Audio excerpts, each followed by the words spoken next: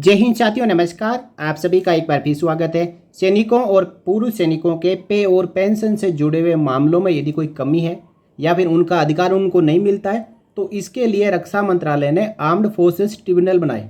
ये एक कोर्ट है जहाँ पे सैनिक और पूर्व सैनिक अपनी याचिका लगा सकते हैं और वहाँ से उनको जजमेंट मिलता है, या तो उनके फेवर में या फिर उनके अगेंस्ट। लेकिन हाल ही में आपने एक मामला देखा होगा एएफटी चंडीगढ़ का। एएफटी चंडीगढ़ में जो जजेस बैठे हैं एएफटी के, वहाँ उन जजेस का जो जितना भी अधिकार है, यानी उनके ऊपर जो कंट्रोल है, वो रक्षा मंत्रालय के अधिकारी करना चाहते हैं। इसके लिए रक्षा मंत्रालय के अधिकारियों ने आज से लगभग 2 महीने पहले एएफटी चंडीगढ़ को एक लेटर लिखा कि आपने कितने ऐसे पेंशन के मामले हैं जो आपने रजिस्टर किए हैं, कितने ऐसे पेंशन के मामले हैं जेसीओआर के जिनके ऊपर फैसला आपने जेसीओआर के हक में दिया है, और कितने ऐसे मामले हैं जो पेंडिंग है। तो इस रिपोर्ट के मांगने के बाद में एएफटी चंडीगढ़ के जो बार एसोसिएशन के एडवोकेट्स हैं, उन्होंने चीफ जस्टिस ऑफ इंडिया को लेटर लिखा कि रक्षा मंत्रालय एएफटी चंडीगढ़ के मामलों में हस्तक्षेप करना चाहता है। इसके बाद आज से 2 हफ्ते पहले एक आदेश आता है रक्षा मंत्रालय का, और उस आदेश रक्षा मंत्रालय का मैं इसलिए कह रहा हूं कि वो रक्षा मंत्रालय के हस्तक्षेप के बाद ही आया है, और वो आदेश था एएफटी के अध्यक्ष का।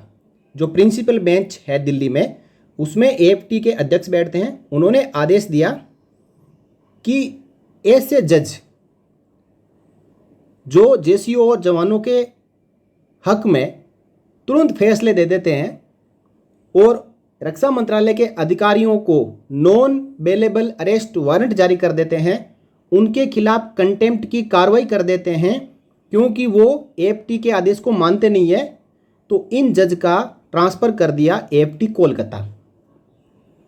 इसके बाद ये मामला फिर से गर्मा गया और एएफटी चंडीगढ़ के बार एसोसिएशन ने अब चीफ जस्टिस ऑफ इंडिया को लिखा कि मौका है यदि आप कुछ करना चाहते हो तो, नहीं तो ये एएफटी का पूरा मामला रक्षा मंत्रालय के अधीन जा रहा है और रक्षा मंत्रालय जो इसमें कह रहा है वही एएफटी के जजों को करना पड़ेगा।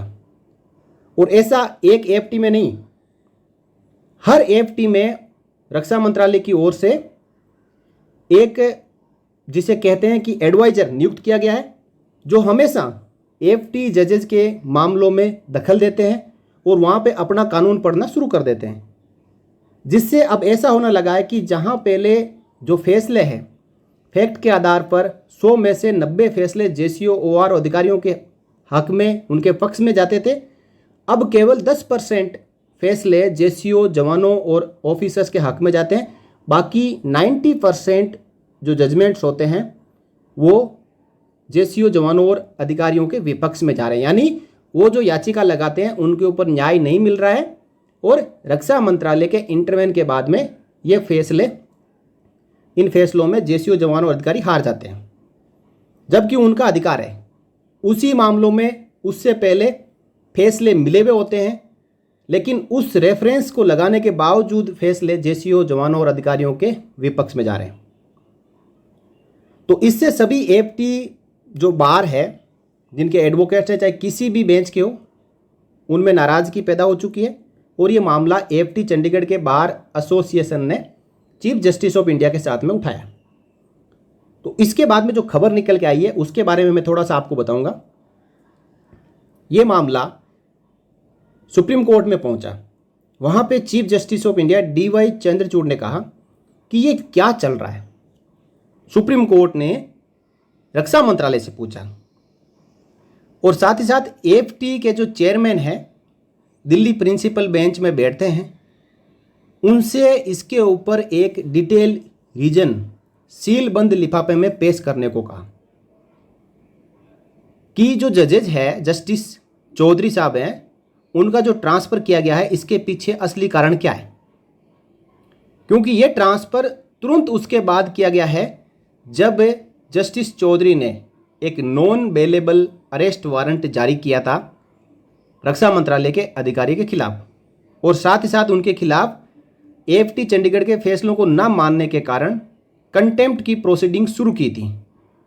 तो अब इस मामले में चीफ जस्टिस ऑफ इंडिया ने संज्ञान ले लिया है और एफटी के चेयरमैन से जवाब पूछा है कि ऐसा क्यों, इसके पीछे क्या कारण है।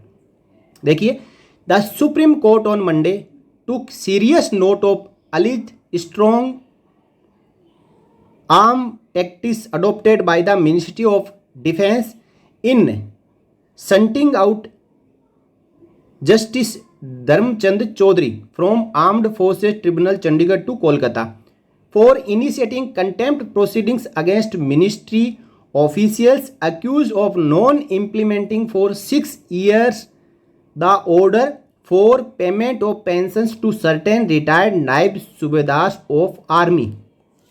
ये नायब सूबेदार के जो मामले हैं, जो नायब सूबेदार को विसंगतियां हैं ऑनरी नायब सूबेदार की, तो उससे जुड़ा हुआ मामला था जिसमें एफटी चंडीगढ़ ने एक नॉन बेलेबल अरेस्ट वारंट जारी किया मिनिस्ट्री ऑफ डिफेंस के ऑफिशियल्स के खिलाफ, साथ ही साथ कंटेम्प्ट ऑफ कोर्ट की कार्रवाई शुरू कर दी और इसके तुरंत बाद जस्टिस साहब का ट्रांसफ़र कर दिया गया, जस्टिस धर्मचंद चौधरी साहब का। तो सुप्रीम कोर्ट ने कहा है कि ये जस्टिस धर्मचंद चौधरी साहब द्वारा मिनिस्ट्री के ऑफिशियल्स के खिलाफ ये 2 कार्रवाई करने के बाद ही उनका ट्रांसफ़र क्यों किया गया, क्योंकि एफटी चंडीगढ़ का 6 साल पहले का मामला है नायब सूबेदार की पेंशन से जुड़ा हुआ, जिसको अभी तक रक्षा मंत्रालय के अधिकारियों ने लागू नहीं किया या होने दे दिया। तो न्याय होता है, न्यायालय होता है, उसका फैसला इंप्लीमेंट करना ही होता है। तो फैसले इंप्लीमेंट ना करने की वजह से उनके खिलाफ यदि कार्रवाई नहीं होगी तो फिर न्यायालय का मतलब क्या रहा। इसके बाद एक बेंच सुप्रीम कोर्ट ने बिठाई जिसमें justice DY Chandrachud, justice JB Paliwala and Manoj Mishra, उन्होंने पूछा व्हाट इज गोइंग ऑन, मतलब क्या चल रहा है, and sought a sealed cover report from AFT chairman Justice Rajendra Menon by Friday detailing the reason for transfer of Justice Chaudhary to Kolkata soon after the issued non-bailable arrest warrant and initiated contempt proceedings against officials for repeated infraction of AFT orders for implementation of its 2017 decision on payment of pension। AFT Chandigarh का 2017 का फैसला, उस फैसले को बार बार FT Chandigarh द्वारा कहे जाने के बावजूद भी मानने के लिए रक्षा मंत्रालय के अधिकारी आनाकानी कर रहे हैं और इसी के बाद नॉन बेलेबल अरेस्ट वारंट जारी हुआ, इसी के बाद कंटेम्प्ट ऑफ कोर्ट की कार्रवाई जारी हुई, लेकिन कार्रवाई करने वाले को ही चंडीगढ़ से कोलकाता भेज दिया। अब कौन करेगा कार्रवाई, ना रहेगा बांस ना बजेगी बांसुरी। तो सबसे बड़ा जो पिलर है हमारे लोकतंत्र का, न्यायपालिका, उसके ऊपर प्रशासन हावी हो रहा है। न्यायपालिका नहीं करेगी, न्याय रक्षा मंत्रालय के ऑफिशियल्स करेंगे। यदि जस्टिस साहब न्याय करने की कोशिश करेंगे तो रक्षा मंत्रालय के अधिकारी उनको ट्रांसफ़र कर देंगे ताकि आज के बाद कोई भी जस्टिस ऐसा काम करने की हिम्मत ही ना करे। तो चलेगी किसकी, रक्षा मंत्रालय के ऑफिशियल्स की। चलिए आगे बात करते हैं। This arm twisting tactics was brought to the notice of Supreme Court by AFT bar association Chandigarh through advocate K Parameshwar, who informed the court that Justice Chaudhary repeatedly passed orders as many as 5 this year, asking the Ministry of Defence to implement the 2017 decision for paying up pensions due to some Naib Subedars. The lowest ranked JCOs, Justice Chaudhary is former acting Chief Justice of Himachal Pradesh High Court. Justice Dharmchand Chaudhary साहब कम हैसियत नहीं रखते हैं, वो retired chief justice है Himachal Pradesh high court के। तो फैसले सही तरीके से देना और उनको इम्प्लीमेंट करवाना उनकी खून में और रगों में बसा हुआ है। और एक जो चीफ जस्टिस रह चुका है हिमाचल प्रदेश हाई कोर्ट का, तो आज यदि एफटी का जज है वो आदेश दे रहा है तो उसको लगता है कि यार मेरा आदेश कोई मानता ही नहीं है। मैं इस साल 5 आदेश दे सकता हूँ, मैंने इस साल 5 आदेश दिए हैं, उन पांचों को नहीं माना। और 2017 का कुछ नायब सूबेदार के हक में एक पेंशन का फैसला आया हुआ है, वो भी रक्षा मंत्रालय नहीं मान रहा है, उनको पेंशन जारी नहीं कर रहा है। तो इसके बाद जो आर्म ट्विस्टिंग टैक्टिस है रक्षा मंत्रालय के ऑफिशियल्स की, उसके ऊपर सुप्रीम कोर्ट ने गंभीर संज्ञान लिया है। The council said that ministry of defence being the administrative authority ministry for the AFTs, a strange order came to be passed by the AFT principal bench of Delhi soon after the contempt proceedings against ministry officials were issued। यानी जो भी कार्रवाई धर्मचंद चौधरी साहब द्वारा की गई उसके तुरंत बाद कंटेम्प्ट की प्रोसीडिंग शुरू हुई, नॉन बेलेबल अरेस्ट वारंट जारी हुआ, क्योंकि न्यायालय है, जज है, आदेश दिया है, उसका आदेश नहीं मानोगे तो अगली कार्रवाई यही होती है। It was notice that henceforth all matters related to implementation of AFT orders would require to be filed before the principal bench। और कहा कि अब कोई भी ऐसे आदेश है उसमें यह पाया गया है कि यदि ऐसे फैसले आते हैं तो कोई भी कंटेम्प्ट की कार्रवाई हो या फिर नॉन बेलेबल अरेस्ट वारंट जारी करने की कार्रवाई हो या AFT के आदेश को पास करने की कार्रवाई हो, तो जो दिल्ली AFT में प्रिंसिपल बेंच में जो जस्टिस बैठे हैं उनका फाइनल परमिशन और अप्रूवल चाहिए होगा। तो इसका मतलब ये हुआ कि हमारे देश में जितने भी हाई कोर्ट्स हैं, यदि उन हाई कोर्ट्स का कोई भी जज फैसला सुनाता है तो वो फैसला उसी समय लागू नहीं होगा, उस फैसले को सुप्रीम कोर्ट में भेजा जाएगा और चीफ जस्टिस के अनुमोदन के लिए भेजा जाएगा, तभी वो फैसला लागू होगा। तो ऐसा यदि सुप्रीम कोर्ट और हाई कोर्ट में नहीं है तो AFT में ऐसा क्यों होगा? क्योंकि रक्षा मंत्रालय ने इसके पूरे मामले में इंटरवेन किया और अपनी तरफ से आदेश दे दिया कि कोई भी AFT किसी भी प्रकार का फैसला देती है, चाहे कंटेम्प्ट की कार्रवाई करती है या फिर अरेस्ट वारंट जारी करती है, तो फाइनल अप्रूवल प्रिंसिपल बेंच के जो जस्टिस है, जो अध्यक्ष है, उनसे लिया जाएगा। तो AFT का काम खत्म हो गया, जितने भी AFT है देश में उनका काम खत्म हो गया। वो केवल एक नौकरशाह के जैसे हो गए कि वो सिर्फ फैसले लिखेंगे और सुनाने का काम है जो प्रिंसिपल बेंच का होगा। ये कहाँ का न्याय?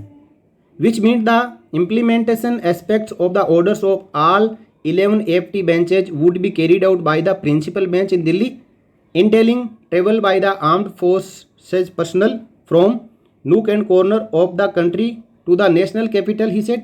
यानी पूरे देश में कहीं पे भी जवान अपना केस कर सकता है। 11 AFTs है, वहाँ फाइल करने के बाद में फाइनल फैसला लेने के लिए उनको दिल्ली आना पड़ेगा।